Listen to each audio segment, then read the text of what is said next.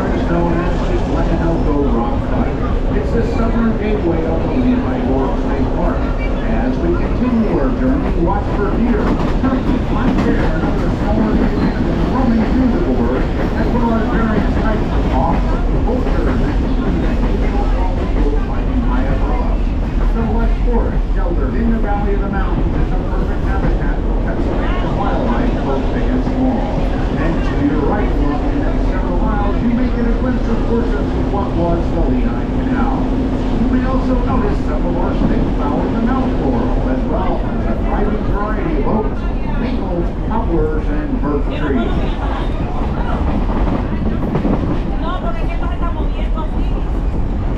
Now, this wide spot along the railroad is known as Henschel, and it's one of the few places where the tracks of the old Lehigh Valley and Jersey Central Railroad ran side by side at the same grade.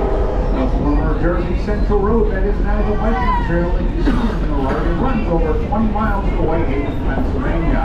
The name Henschel comes from Henschel's Tooth, a rock outcropping on the mountain high above the train, and this is Henschel.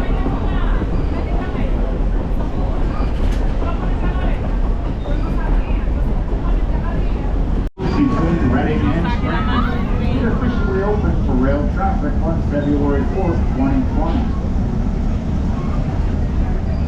Immediately after that, our train will pass through what is known as the Colport Bridge or Colport Trestle.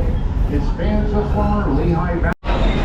This area is Old Penn Haven, or better known as Penn Haven Junction.